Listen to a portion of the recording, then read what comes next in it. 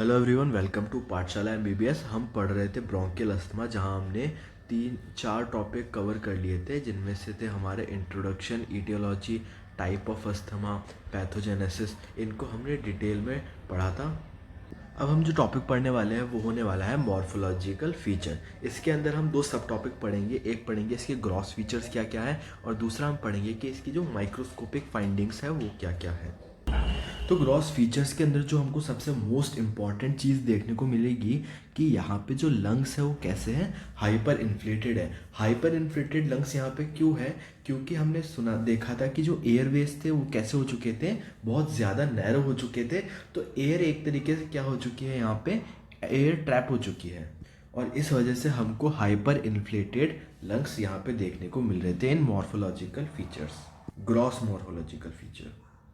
अब microscopic finding की हम बात करें तो इम्पॉर्टेंटली तो हमको 5 माइक्रोस्कोपिक फाइंडिंग देखने को मिलती है। सबसे पहला जो हमको देखने को मिलेगा वो मिलेगा एयरवे रिमॉडलिंग। अब देखो, हमने एयरवे रिमॉडलिंग क्यों बोला? क्योंकि यहाँ पे क्या होता है, जितनी भी लेयर्स प्रेजेंट होती है, जैसे कि mucosa, submucosa, muscularis and basement membrane, इन सब की हमको क्या देखने को मिली है, थिकनेस इंक्रीज, यानी कि इन सब का साइज इंक्रीज हो गया है, जिसकी वजह से हमको एज ए रिजल्ट जो ल्यूमेन है वो छोटा देखने को मिलेगा। और क्योंकि यहाँ पे एंटायर थिकनेस चेंज हुई है, इसलिए हम इसको क्या बोलते हैं, एयरवे रिमॉडलिंग।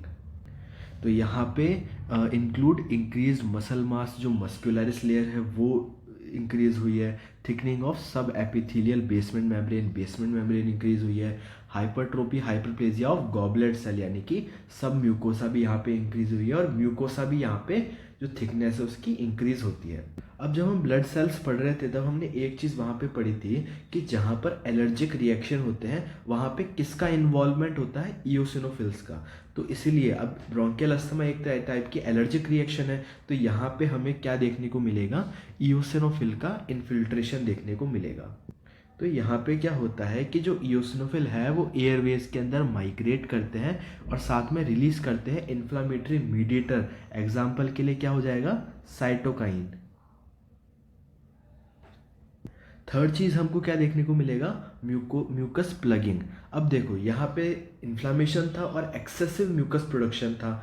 अब एक्सेसिव म्यूकस प्रोड्यूस होगा तो यहाँ पे ऑब्वियस सी बात है कि जो सेलेरी एक्शन है हमारे सीलिया का वो परफॉर्म नहीं हो पाएगा, जिसकी वजह से जो म्यूकस की क्लियरिंग है प्रॉपर नहीं हो पाएगी, जैसा कि एम्फाइसीमा में हुआ था। और वहाँ पे क्या हुआ था, म्यूकस, एम्फाइसीमा नहीं सॉरी, ब्रोंकाइटिस में हुआ था, और वहाँ पे एक और चीज़ क्या हुई थी, म्यूकस प्लग फॉर्मेशन भी हुआ था। तो यहाँ पे जो म्यूकस प्लग है उसका फॉर्मेशन होता है क्योंकि गॉबलेट सेल के द्वारा म्यूकस कुछ ज़्यादा ही अमाउंट में प्रोड्यूस किया जा रहा है, और इस म्यूकस प्लग की वजह से जो हमारे एयरवेज है, जहाँ से एयर एंटर करती है एग्जिट करती है, वो ऑब्स्ट्रक्ट यानी ब्लॉक भी हो सकता है, जिससे कि फर्दर हमें ब्रीथ करने में डिफ़िकल्टी फेस होगी। अब हमने एक चीज़ ऊपर एयरवे रिमॉडलिंग में डिस्कस की थी, जो सब एपिथेलियल बेसमेंट मेम्ब्रेन है उसकी थिकनिंग हमको देखने को मिली थी, और वो थिकनिंग मेनली किस वजह से होती है, डिपोजिशन ऑफ कोलेजन।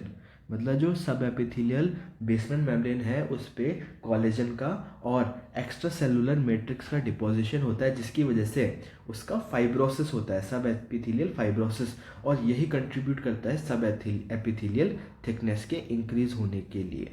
साथ में एपिथेलियल रिमॉडलिंग में एक और चीज़ हमने देखी थी कि क्या हो रहा था, वहाँ पे जो स्मूथ मसल्स थे उनका मसल मास इंक्रीज हो रहा था, और वो कब होगा, जब वहाँ पे क्या होगी, हाइपरट्रॉफी और हाइपरप्लेजिया। हम जानते हैं कि मसल एक बार डिवाइड होने के बाद दोबारा डिवाइड नहीं होते, तो यहाँ पे ऑब्वियस सी बात है क्या हो रहा होगा, मसल हाइपरट्रॉफी। तो यहाँ पे हमें स्मूथ मसल हाइपरट्रॉफी, तो ये दोनों पॉइंट तो किसके डेरिवेटिव हो गए, एयरवे रिमॉडलिंग के डेरिवेटिव हो गए। तो बेसिकली हमको ये 5 पॉइंट याद करने हैं कि सबसे पहले एयरवे रिमॉडलिंग, जिसके अंदर जो एंटायर थिकनेस है ब्रोंकस की या फिर एयरवे की वो क्या हुई है, इंक्रीज हुई है, उसको हमने क्या बोला, एयरवे रिमॉडलिंग।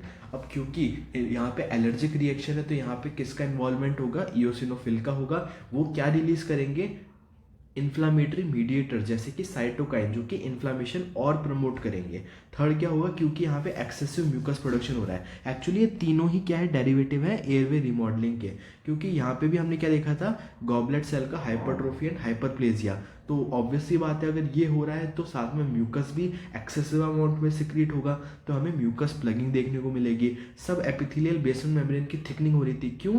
क्योंकि यहाँ पे डिपोजिशन हो रहा था कोलेजन का और एक्स्ट्रा सेलुलर मैट्रिक्स का। थर्ड, हमने क्या देखा था कि यहाँ पे जो स्मूथ मसल है उसका क्या हो रहा था, जो स्मूथ मसल का मास है वो इंक्रीज हो रहा था। वो क्यों हो रहा था? क्योंकि यहाँ पे स्मूथ मसल की हाइपरट्रोफी हमको देखने को मिल रही थी।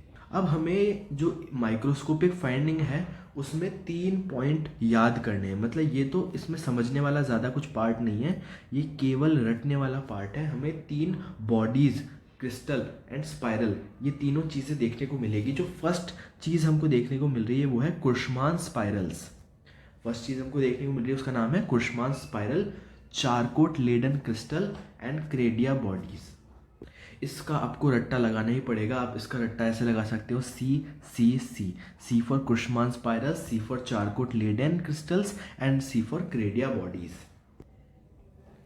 हम इसके डायग्राम से समझते हैं कि देखिए यहाँ पे क्या हो रहा है कि ये देखो, जैसे कि ये छोटे छोटे ये क्रिस्टल्स होंगे, इनको हम क्या बोलेंगे, चारकोट लेडन क्रिस्टल।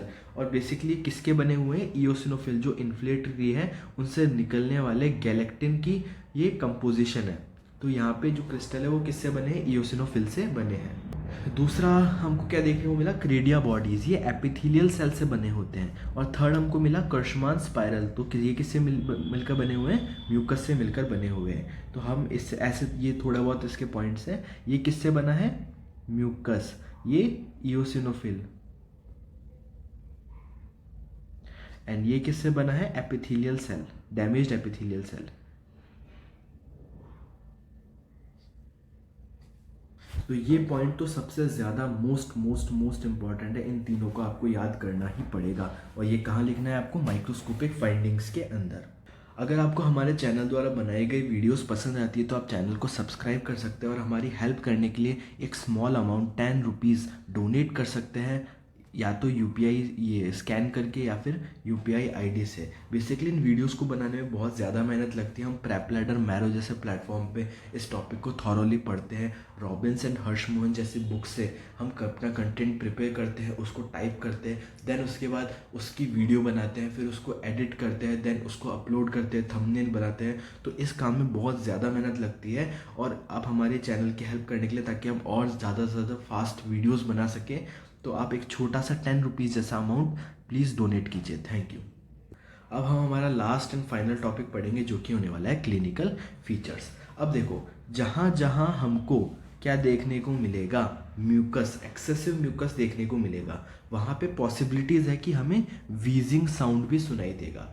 तो रिकरेंट एपिसोड ऑफ वीजिंग, कि जो अस्थमा के पेशेंट होते हैं, क्योंकि वहाँ का जो पाथवे है वो इतना नैरो हो चुका है। और ड्यूरिंग कहाँ सुनाई देगा, एक्सपायरेशन, क्योंकि इंस्पायरेशन क्या है, एक एक्टिव प्रोसेस है। तो हमेशा वीजिंग साउंड हमको एक्सपायरेशन के दौरान सुनाई देगा। यहाँ पे जो ल्यूमन है वो भी कैसा हो चुका है, शॉर्ट हो चुका है। तो हमको शॉर्टनेस ऑफ ब्रेथ देखने को मिलेगा। ल्यूमन के नैरो होने की वजह से एयर प्रॉपर्ली एंटर नहीं कर पाएगी, तो हमें शॉर्टनेस ऑफ ब्रेथ देखने को मिलेगा। अब यहाँ पे जो एयरवेज है वो इतने ज़्यादा शॉर्ट है, तो हमको हाइपर इन्फ्लेटेड लंग्स, ये हमने पहले भी अभी पढ़ा है just recently, hyper inflated lungs देखने को मिलते हैं। और हाइपर इन्फ्लेटेड लंग्स की वजह से पेशेंट को क्या फील होगा, चेस्ट टाइटनेस। उसको ऐसा लगेगा कि उसका चेस्ट टाइट हो रहा है, कंस्ट्रिक्शन हो रहा है, टाइटनेस हो रही है। और हमको यहाँ पे कफिंग भी देखने को मिलेगा। थर्ड, फोर्थ, फिफ्थ जो चीज़ हमको देखने को मिलेगी वो मिलेगा एक्सरबेशंस। एक्सेसरबेशंस क्या होते हैं, बेसिकली सीवियरिटी ऑफ सिम्टम्स, यानी कि रेस्पिरेटरी डिसऑर्डर जैसे जो सिम्टम्स हमें यहाँ देखने को मिले हैं, उनकी सीवियरिटी, यानी कि जो सिम्टम्स है उनकी सीवियरिटी हमको इंक्रीज देखने को मिलेगी, लाइफ थ्रेटनिंग तक हो सकती है। और उसमें हमें इमीडिएट मेडिकल इंटरवेंशन देना पड़ेगा पेशेंट को। तो हमारा वीडियो यहीं पे ख़त्म होता है। हमने इस टॉपिक को थॉरोली पढ़ा। इस टॉपिक के जो नोट्स होंगे आपको हमारे टेलीग्राम चैनल पे मिल जाएंगे, जो कि कहाँ मिलेगा आपको, या तो टेलीग्राम चैनल की लिंक आपको डिस्क्रिप्शन में मिलेगी या फिर कमेंट सेक्शन में पिन हम कर देंगे, ताकि आप जो नोट्स है वो डाउनलोड कर सकते हैं। और नोट्स हम दोनों तरीके से देंगे, with annotation and without annotation, with annotation and without annotation. अगर आपको वीडियो पसंद आती है तो आप चैनल को सब्सक्राइब कर सकते हैं। Thank you.